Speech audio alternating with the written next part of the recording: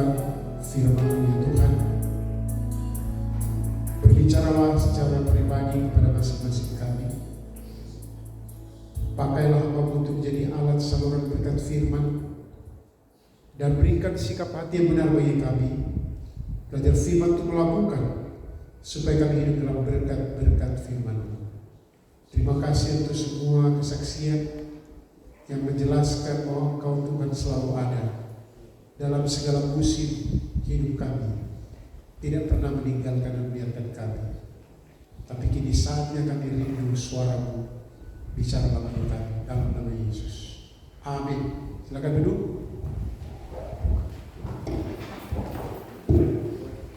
Shalom.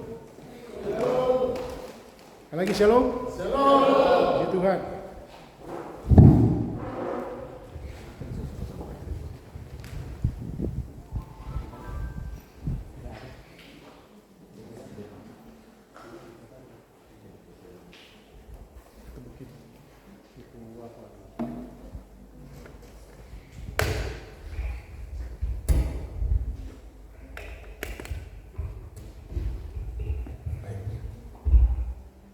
Kita atur dulu semua supaya tidak gangguan. Amin. Baik Bapak Ibu Saudara yang saya kasih dalam Tuhan Yesus Kristus, tema kita saat ini sangat apa ya? Kalau menurut saya menarik. Kita buka dalam Kejadian pasal 6. Kejadian pasal 6 ayat yang ke-9 sampai ayat yang ke-22. Kejadian 6 ayat 9 sampai ayat 22. Kita baca sama-sama. Sama-sama kita membaca. Kejadian pasal 6 ayat 9 sampai 22. 1, 2, 3. Inilah riwayat Nuh. Nuh adalah seorang yang benar dan tidak bercela di antara orang-orang sesamanya. Dan Nuh itu hidup bergaul dengan Allah. Nuh memperanakan 3 orang laki-laki, Sem, Ham, dan Yafet. Adapun bumi telah rusak di hadapan Allah dan penuh dengan kekerasan. Allah menilik bumi itu dan sungguhlah rusak benar, sebab semua manusia menjalankan hidup yang rusak di bumi. Berfirmanlah Allah kepada Nuh, Aku telah memutuskan untuk mengakhiri hidup segala makhluk, sebab bumi telah penuh dengan kekerasan oleh mereka. Jadi aku akan memusnahkan mereka bersama-sama dengan bumi. Buatlah bagimu sebuah bahtera dari kayu gofir. Bahtera itu harus kau buat berpetak-petak, dan harus kau tutup dengan pakal dari luar dan dari dalam. Beginilah kau harus membuat bahtera itu: 300 hasta panjangnya, 50 hasta lebarnya, dan 30 hasta tingginya. Buatlah atap pada bahtera itu, dan selesaikanlah bahtera itu sampai selesai dari atas. Dan pasanglah pintunya pada lambungnya. Buatlah bahtera itu bertingkat bawah, tengah, dan atas. Sebab sesungguhnya aku akan mendatangkan air bah meliputi bumi untuk memusnahkan segala yang hidup dan bernyawa di kolong langit. Segala yang ada di bumi akan mati binasa. Tetapi dengan engkau aku akan mengadakan perjanjianku, dan engkau akan masuk ke dalam bahtera itu. Engkau bersama-sama dengan anak-anakmu dan istrimu dan istri anak-anakmu. Dan dari segala yang hidup, dari segala makhluk, dari semuanya haruslah engkau bawa satu pasang ke dalam bahtera itu, supaya terpelihara hidupnya bersama-sama dengan engkau. Jantan dan betina harus kau bawa. Dari segala jenis burung dan dari segala jenis hewan, dari segala jenis binatang melata di muka bumi, dari semuanya itu harus datang satu pasang kepadamu, supaya terpelihara hidupnya. Dan engkau bawalah bagimu segala apa yang dapat dimakan, kumpulkanlah itu padamu untuk menjadi makanan bagimu dan bagi mereka. Lalu Nuh melakukan semuanya itu tepat seperti yang diperintahkan Allah kepadanya. Demikianlah dilakukannya. Demikian jauh pembacaan firman Tuhan. Yang berbahagia adalah mereka yang mendengarkan firman Tuhan dan yang melakukannya dalam hidupnya hari lepas hari. Terpujilah Tuhan Yesus. Bapak Ibu Saudara yang saya kasih dalam Tuhan Yesus Kristus, tahukah Bapak Ibu Saudara bahwa kita semua ingin sukses? Ya, ada yang tidak ingin sukses di sini? Kita semua ingin sukses. Maunya kita terus berhasil, ya, naik kelas, naik tingkat, karir terus naik, usaha dan pekerjaan berhasil, penghasilan bertambah. Ada yang ingin kerja pun supaya penghasilan berkurang. Saya mau berkebun supaya penghasilan saya berkurang. Ada? Tidak boleh begitu dulu ya. Penghasilan bertambah, itulah mimpi, itulah keinginan, kerinduan dari banyak dari kita, mungkin semua kita. Tapi tahukah saudara, Tuhan memilih kita menjadi anak-anaknya. Tuhan memanggil kita menjadi umat dan hamba-Nya untuk setia, bukan untuk sukses dan bukan untuk berhasil. Kalau kita setia dan sukses dalam karir, itu berkat yang luar biasa.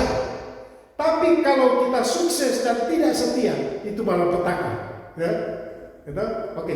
Kita kalau setia dan sukses, berhasil, itu berkat luar biasa. Tapi kalau kita sukses, kita berhasil, tapi tidak setia, malah petaka besar. Sehubungan dengan itu, maka tema khotbah saya adalah agak lebay-lebay temanya. Apa arti sebuah kesetiaan? Lebay. Tema khotbah saya adalah arti sebuah kesetiaan. Coba kau bayangkan istri atau suamimu atau anak-anakmu atau orang tuamu. Kalau dari dekat coba lihat. Baru tanya pada diri sendiri, saya setia dengan dia atau belum ya? Bayangkan saja, saya tidak bilang sama dia, nanti mau kuliah mata lagi mau kuliah. Apa? Oke, saudara-saudara, kita sebagai orang percaya harus sungguh-sungguh memahami arti dari sebuah kesetiaan. Pertanyaannya, apa arti sebuah kesetiaan bagi kita orang-orang percaya? Bapak Ibu Saudara yang saya kasih dalam Tuhan, bercermin pada perikop riwayat Nuh dalam Kejadian 6 ayat 8. Mulai dari ayat 8, kita akan baca ayat 8 sebentar. Kita akan mempelajari arti dari sebuah kesetiaan. Saya mencatat di sini dua saja. Dua arti dari sebuah kesetiaan berdasarkan Kejadian pasal 6 ayat yang ke-8 sampai 22. Bapak Ibu Saudara, yang pertama, arti dari sebuah kesetiaan adalah memiliki hubungan yang akrab, yang intim. Sekali lagi, memiliki hubungan yang akrab dan intim. Kalau kita bilang begini setia, kok sudah setia? Biasanya setia dibangun dari komitmen. Misalnya suami dan istri, dia sudah mengaku, apakah kau akan menerima dia dalam senang atau susah, dalam segala keadaan? Jawabannya, ya, dengan segenap hatiku. Ya, saya akan melakukan, atau kalau kami dulu bahkan atau lebih daripada yang Bapak pendeta atau gembala tanyakan. Saudara, jadi yang pertama arti dari sebuah kesetiaan adalah memiliki hubungan yang akrab, hubungan yang intim. Artinya ada ikatan yang kuat, ada ikatan yang erat, yang intim. Dan Nuh memiliki hubungan yang akrab, yang intim, yang erat dengan Tuhan. Coba kita lihat ayat 8 dulu. Ayat 8 dalam Kejadian pasal 6 tadi. Kita baca sama-sama ayat 8 ya. Pendek saja. 1, 2, 3. Tetapi Nuh mendapat kasih karunia di mata Tuhan. Saudara-saudara, Nuh memiliki hubungan yang akrab, yang intim, yang erat dengan Tuhan. Nuh mendapat kasih karunia. Dalam terjemahan lain, Nuh menyenangkan Tuhan. Nuh mendapat perkenanan Tuhan. Nuh berjalan bersama dengan Tuhan. Konteksnya apa kalau kita lihat pasal 6? Bapak Ibu dari ayat 1 dijelaskan. Ada kejadian-kejadian yang luar biasa di situ. Dalam pasal 6 ini agak sulit ditafsirkan ayat 1 sampai ayat yang ke-8 itu. Dikatakan secara khusus ayat. Misalnya kita lihat ayatnya.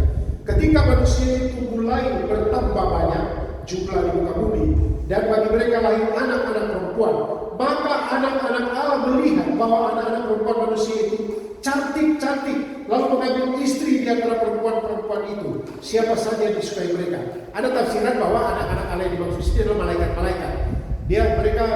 Malaikat-malaikat lihat anak-anak manusia ini cantik-cantik dan mereka akhirnya kawin dengan anak perempuan. Tapi ini tidak sesuai konteks Alkitab secara menyeluruh. Alkitab berkata bahwa hidup seperti malaikat artinya tidak kawin dan tidak dikawinkan. Jadi malaikat tidak bisa kawin karena malaikat tidak, dia gendernya apa ya? Kalau di dalam bahasa Yunani biasanya pakai gendernya netral, atau kalau ada feminin ada maskulin. Tapi ini bukan bicara jenis kelamin. Nah, tetapi Yesus berkata bahwa hidup di surga bagaikan hidup dengan seperti malaikat, tidak kawin dan tidak dikawinkan. Dia malaikat tidak dikawinkan. Tapi tafsiran yang kedua yang saya setuju, yang dari dulu saya yakini, ini kan ada dua garis keturunan. Pada waktu Adam dan Hawa hidup, ada dua orang tua anaknya, siapa? Kain dan Habel. Habel dibunuh oleh Kain karena Kain dia merasa jengkel atau dia marah, dia merasa iri atau apapun, dibunuhlah Habel. Kemudian akhirnya pengganti Habel siapa? Set. Nah, Set itu dikatakan di dalam silsilah ini disebut garis keturunan anak-anak Allah.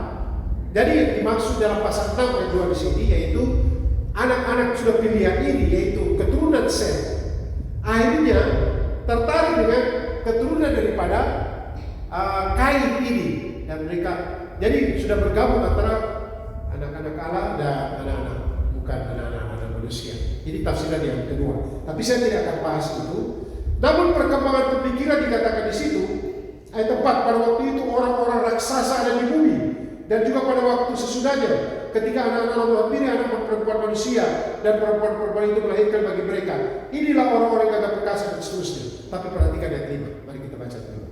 Sama-sama yang 5. 1, 2, 3. Ketika dilihat Tuhan bahwa kejahatan manusia besar di bumi dan bahwa segala kecenderungan nantinya selalu membuahkan kejahatan semata-mata, ayat 6. Maka menyesallah Tuhan bahwa Ia telah menjadikan manusia di bumi dan hal itu memilukan hatinya. Kemudian, saudara-saudara yang saya kasih dalam Tuhan, ayat 11. Ayat 11 bilang, adapun bumi telah rusak di hadapan Allah dan penuh dengan kekerasan. Kerusakan total dari karakter, dari sifat manusia hidup dalam dosa, dan manusia sudah membuat alam murka. Nah, di tengah-tengah kebobrokan manusia ini semua, Nuh mendapat kasih karunia Allah. Nuh mendapat kasih karunia Allah oleh karena Allah memang dalam belas kasihan Allah telah pilih Nuh, tapi Nuh juga menunjukkan karakter sifat-sifat yang dijelaskan dalam ayat 9. Dia saleh, hidup tak bercela. Saudara-saudara saya kasih dalam Tuhan Yesus Kristus, kita kembali. Jadi kesetiaan hati dan sebuah kesetiaan itu memiliki hubungan yang akrab. Nuh dia menyenangkan Tuhan, ayat 9. Dia seorang yang benar, tidak bercela, ayat 9. Orang benar tidak bercela, hidup bergaul dengan Allah, akrab, intim, berjalan dengan Allah. Saudara-saudara, kesetiaan sejati ya, terbangun oleh karena ada hubungan yang kuat, terpelihara oleh rekatnya keakraban, keintiman. Jadi semakin akrab, semakin dekat, maka akan terbangun kesetiaan. Ada pepatah Jawa, ya, tapi ini berkaitan dengan cinta. Nah, kalau Ibu Yati sudah tahu itu ya. Witing tresno jalanan suatu kulino. Cinta itu datang karena ada kebiasaan. Biasa ya. Biasanya cerita-cerita lama-lama akhirnya mulai tertarik dengan cinta. Nah, tetapi setelah bangun komitmen, bukan berarti suami istri telah menyatakan cinta, aku cinta padamu dalam susah maupun senang. Tetapi saudara, kalau keakraban, keintiman itu tidak ada, maka bisa-bisa kesetiaan jadi luntur, gitu? Jauh panggang dari api. Ya, gimana orang kalau dia bilang ya dekat panas, tapi kalau jauh itu dingin. Ya memang begitu. Secara sosial kita harus dekat, kita harus bangun keintiman. Dan begitu juga kita dengan Allah. Oh, saya sudah jadi anak Allah, tapi sebagai anak kok tidak pernah mengeluh kepada Allah, kepada Bapa, ya kan? Wah, kita sudah jadi anak Allah, tapi sebagai anak Allah kita tidak mau mendengar suara Allah, tidak mau mendengar suara Bapa. Kita suka dengar suara yang lain.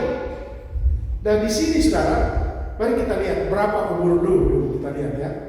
Dulu ayatnya yang ayat yang ke-17. Coba kita lihat yang tulis 600 tahun. Tadi saya tidak kode di Alkitab saya karena saya punya mata ini agak sulit. Ya. Ayat berapa? 7 ayat. Nah, 7 dong. Mari kita baca sama-sama. 1, 2, 3. Nuh berumur 600 tahun ketika air bah datang meliputi bumi. Berapa tahun umur Nuh? Ada beratus tahun ya pada waktu. Jadi bayangkan dia setia beratus tahun. Kita sudah setia mengikuti Tuhan sudah berapa tahun? Berapa? Saya pikir saya bertobat umur 17 tahun. 17 tahun. Saya sudah mendekati 60 tahun. Oh Tuhan, saya sudah melayani lama Tuhan. 27 tahun di tanah Papua. Saudara itu bilang, sudah lama. Berapa ratus tahun dia sudah umur sekarang? 600. Dia masih hidup berapa tahun lagi setelah air bah? 300 tahun lagi. Kita seberapa tahun ikut Tuhan?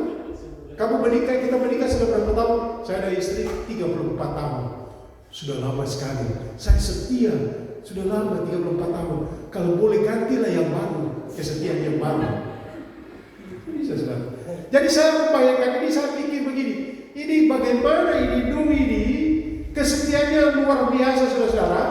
Dan dia tetap membangun persekutuan dengan Tuhan. Dia tetap erat dengan Tuhan. Tapi kita kadang-kadang itu bosan.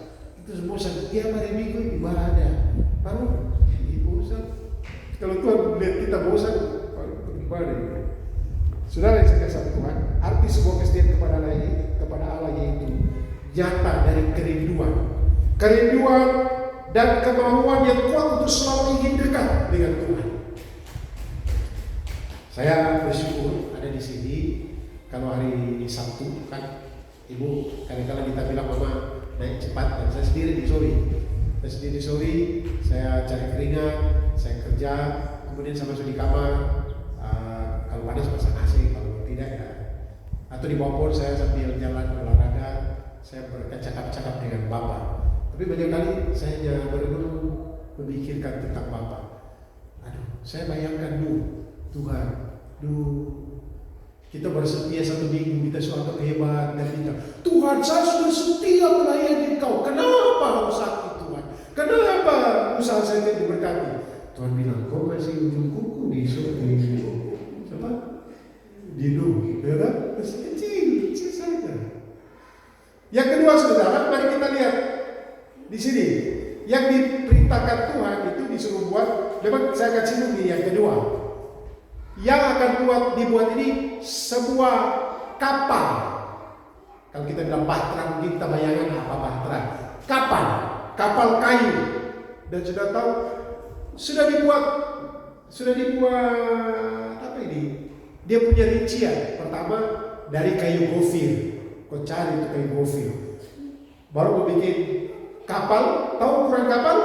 Ukurannya itu 300 hasta panjang, 135 meter panjangnya, lebih panjang dari kapal Labuan yang sana. Panjang. Lebar 22,5 meter. Jadi gereja ini panjang berapa? Dan sampai 20 ya.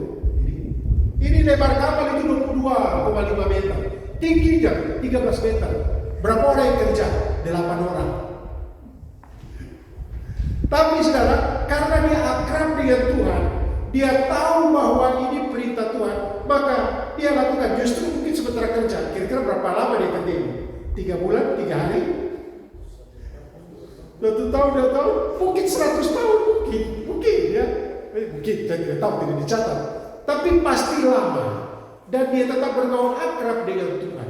Kalau kita lihat saudara, karena pengaruh daripada Nuh, maka 7 orang yang lain ikut 7 orang yang lain. Siapa yang 7 orang yang lain? 1 istrinya, 3 anaknya, masing-masing dengan istri. 7. 7 yang lain, kalau kita lihat di 1 Petrus pasal 2, coba kita lihat 2 Petrus pasal 2. 2 Petrus 2 ayat 5. 2 Petrus 2 ayat 5 bilang begini. Nah, kita tunggu saja ini muncul di sini.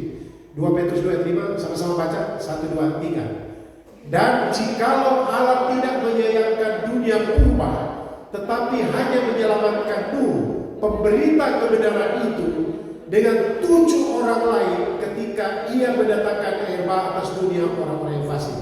7 orang lain. Jadi pengaruh dari Nuh itu mempengaruhi 7 orang. Dan saya bayangkan 7 orang ini, mereka mungkin berdoa dulu, membangun keintiman dengan Tuhan. Bapak Ibu Saudara, apa arti dari sebuah kesetiaan? Kesetiaan itu memiliki hubungan yang akrab. Bangunlah hubungan yang akrab dengan Tuhan. Cerita saja seperti kepada Bapa. Tapi jangan di pasar-pasar berkot cerita besar-besar. Jangan saja berdalam hati cerita Bapak. Pas tiba-tiba orang klakson kakinya, kata kotor-kotor bukan luar tapi cerita dengan Tuhan. Bergaul apa yang menjadi isi hatiku, curhat. Tidak masalah. Curhat saja tuh. Tuhan menjawabkah, tidak menjawabkah? Tadi malam ada seorang bapak selesai saya khotbah di rumah Pak Yos itu.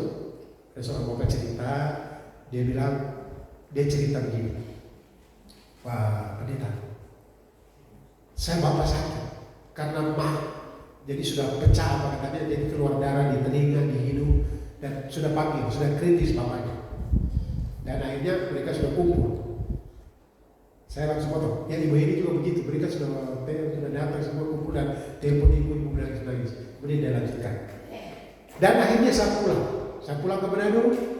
Saya punya keyakinan Tuhan kalau boleh seperti Raja Hizkia, kau perpanjang umur dari bapak saya. Karena biasanya kalau percaya itu ya sudah selesai tamat.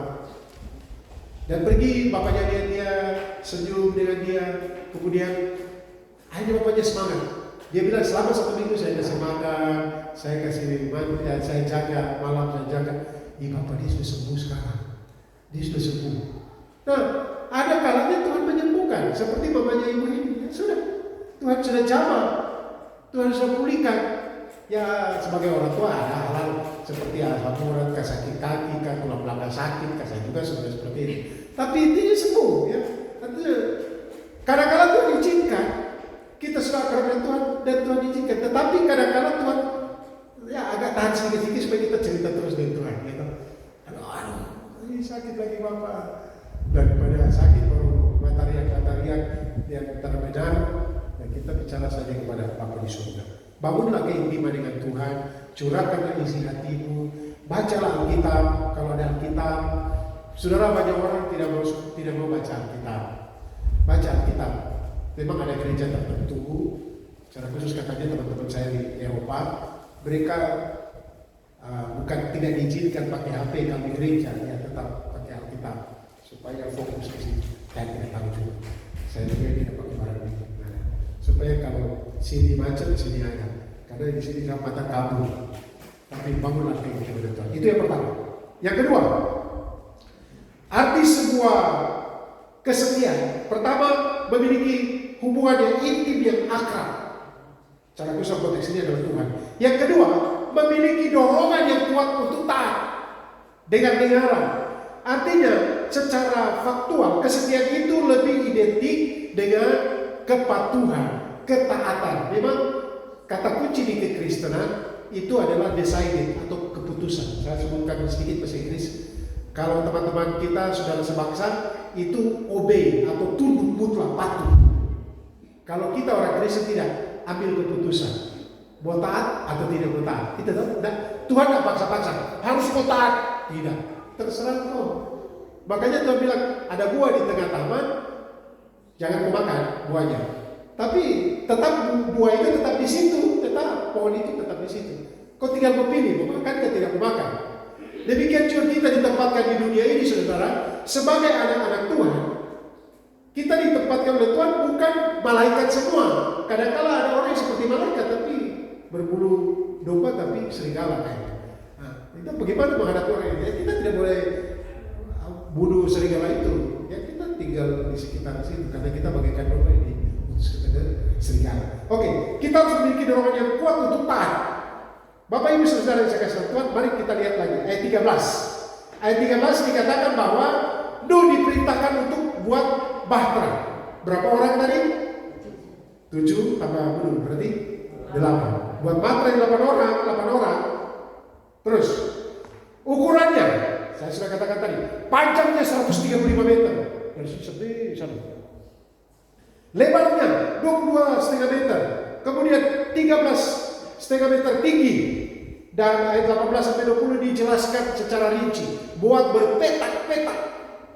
Bikin 3 tingkat, 3 ke 4. Jadi bilang 3 itu atas, bawah, tengah, bawah. 3. Mungkin kalau lantai ke atas lagi sudah plafonnya. Dibuat 8 orang yang buat. Saudara-saudara disangka Tuhan Yesus Kristus. Dan ayat 22 kemudian ayatnya yang ke 21 dan engkau bawalah bagimu segala yang dapat dimakan. Jadi buat bahtera, kumpul makhluk-makhluk hidup, besar, kecil, tapi dia bilang tapi rayap tidak, jadi diundang rayap, nanti rayap. Siapa bilang? Bisa juga rayap ada. Tidak dijelaskan rayap ada atau tidak toh? Yang gajah ada. Pokoknya makhluk hidup dikumpul. Ikan ada atau tidak ikan? Ikan.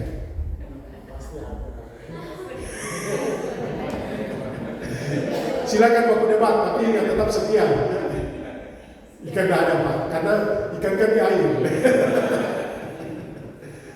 Burung ada. Saudara, bukan masalah ada atau tidak ada. Dan Nuh diperintahkan siapkan makan buat mereka. Kira-kira siapkan makan 150 hari banyak atau tidak?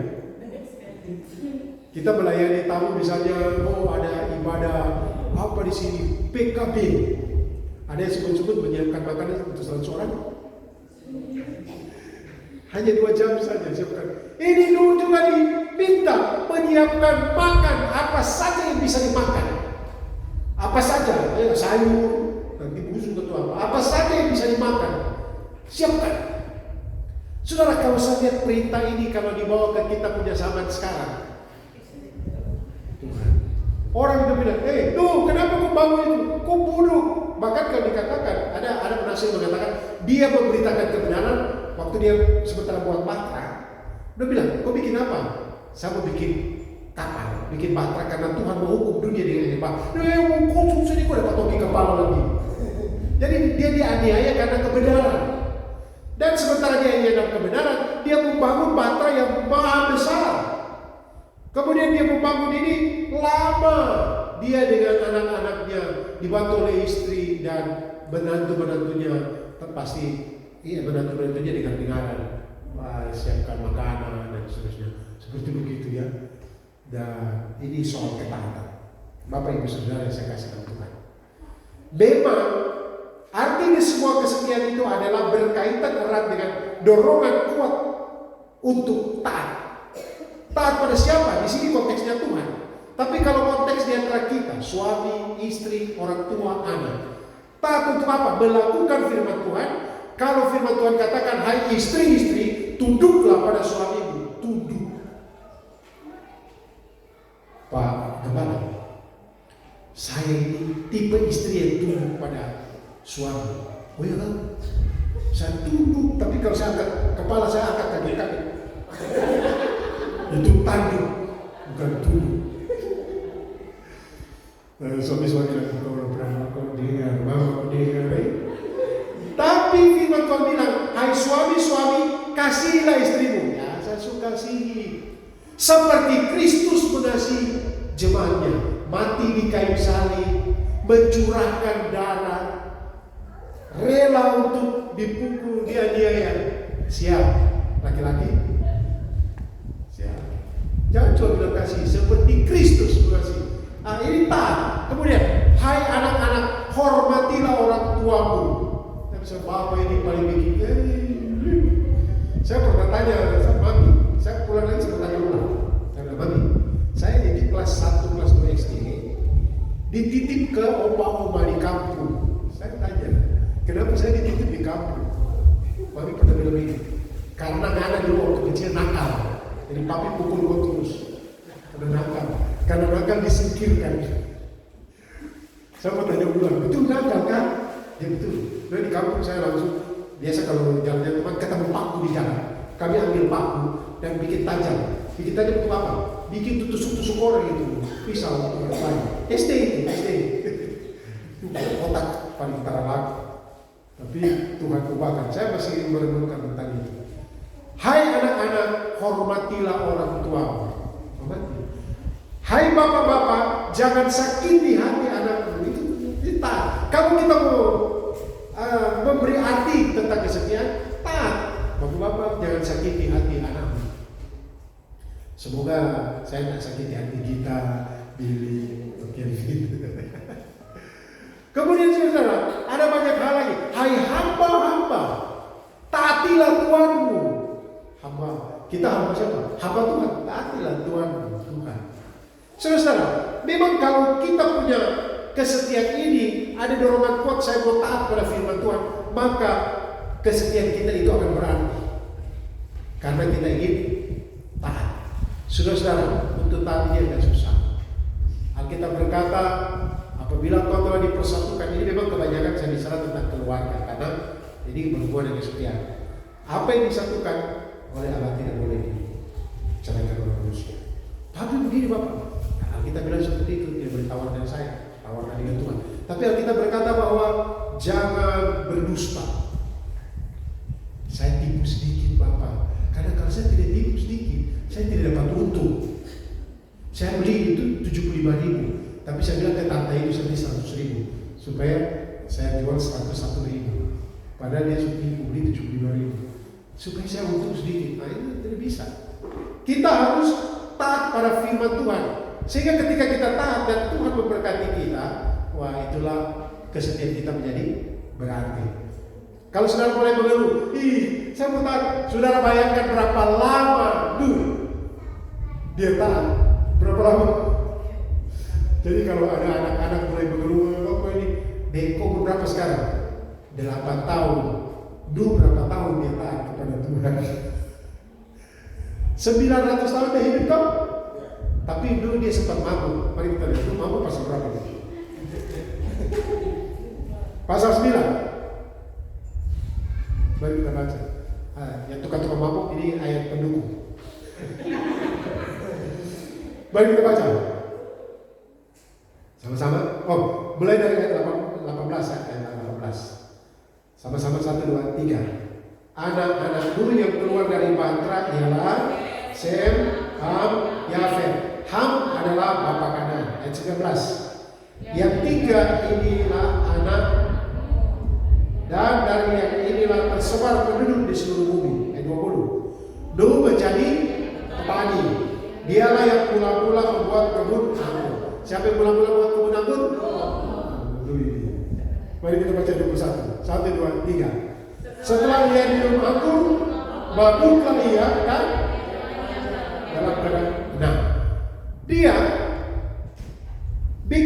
tanam anggur dan minum, dia mabuk sampai telanjang. Bagaimana ini orang saleh ini? Kira-kira jawab bagaimana? Inilah firman Tuhan. Firman Tuhan itu dia menelanjangi keadaan orang-orang, bahkan nabi pilihannya, orang pilihannya. Semua punya kekurangan. Siapa yang punya kekurangan di sini? Nah, kita bilang kalau kamu menganggap diri tidak berdosa, maka kau menipu dirimu sendiri dan membuat Tuhan Allah sebagai pendusta. Jadi ada juga bilang begini, Alkitabnya orang Kristen cuma lihat menceritakan tentang persidangan kuat Daud dan Bathsheba. Daud jalan-jalan di suatu istana dan dia lihat perempuan cantik lagi mandi dan dia panggil dan berbuat zina.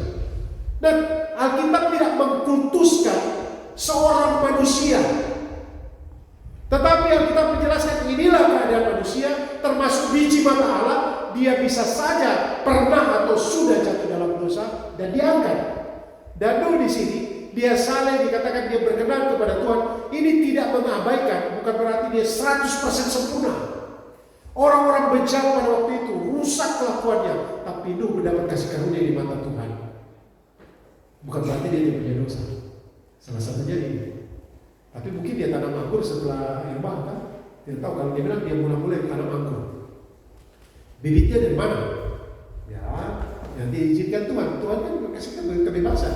Silakan kau tidak di-steer. Oh, harus begini. Tapi kedewasaan kita terbentuk dari ketika kita mengatakan tidak pada dosa dan mengatakan ya kepada Tuhan.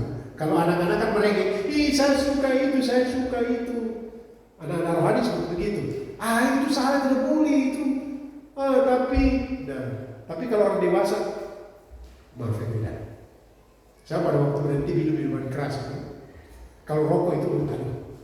Saya berhenti, tiba-tiba pulang kampung, kita kerja di kebun, Bapalus namanya. Tiba-tiba hujan besar, dan kita makan. Pas makan siang, selesai makan siang, kalau pedis-pedis kan paling enak tarik. Kemudian saya tidak tarik, tidak merokok. Alkitab bilang jangan belanjakan uang yang bukan kau itu. Tapi kan bukan uang, kau bukan komodo itu punya uang. Logika saya boleh diserah kan? Itu bukan uangmu. Oh iya juga ya. Bakar-bakar uang, tapi bukan uang. Saya boleh goyang. Berarti bisa. Jisamsu itu. Waduh. Baru waktu mereka tarik bunyi platok. Saya bilang, saya tarik lagi. Sejak saat itu saya tarik lagi. Itu tidak bisa, saya stop. Tapi kalau miras, minuman keras, kan biasa kan itu. Bahkan saya sudah melayani Pak Gembala, ada bir di rumah. Kalau bir katanya namanya tidak apa-apa. Kalau hanya saya katakan tidak.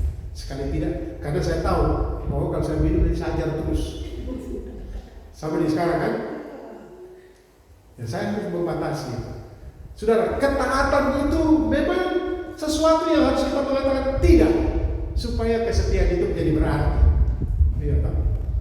Coba Bapak Ibu tahan terhadap godaan dan minta umur panjang, dan Tuhan berikan kesetiaan pada usia 75 tahun, ulang tahun pernikahan ke-50, keluarga senyum-senyum, cucu-cucu, dan biar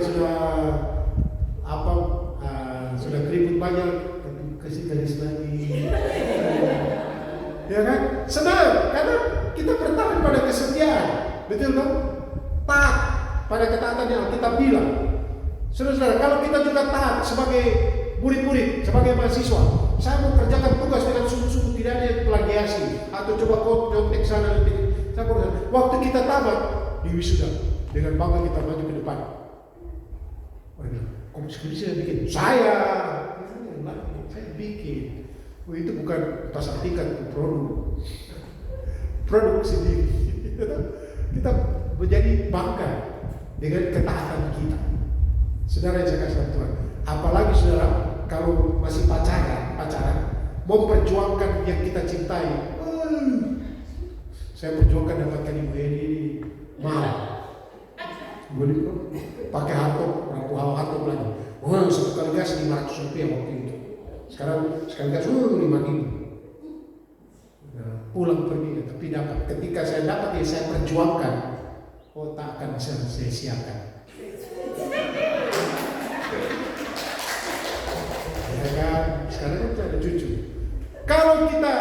Kalau Tuhan Yesus dapat yang dia perjuangkan di kayu salib, kita semua, Tuhan tak akan sia-siakan. Tapi kita juga, Tuhan sudah berikan keselamatan. Kita perjuangkan dan jangan sia-siakan. Tetap kita bangun keakraban, keintiman dengan Tuhan, selalu ingin bicara dengan Dia. Tapi ada dorongan semangat, saya mau taat, saya mau setia. Kalau saya sudah mau menuntut Tuhan, sudah 13 tahun saya berdiri Tuhan bilang tidak. Dulu itu ratusan tahun. Berapa kali kau lahir itu kira-kira? Usianya ratusan tahun, saya baru 13 tahun. Tetaplah taat. Tuhan berkati kita sekalian. Arti dari sebuah kesetiaan adalah bangunlah terus keintiman dengan Tuhan. Punya dorongan kuat, saya mau taat pada Tuhan. Tuhan berkati kita sekalian. Bapa, terima kasih. Kami mengucap syukur Tuhan beri kesempatan bagi kami bisa merenungkan firman-Mu. Allah Kudus, tolonglah kami untuk dapat melakukan firman-Mu dalam kehidupan kami hari lepas hari. Kami menjadi pribadi-pribadi yang merindukan Tuhan hari lepas hari dan memiliki dorongan yang kuat untuk taat kepada Tuhan. Karena dari firman-Mu jelas bahwa ketaatan selalu mendatangkan berkat.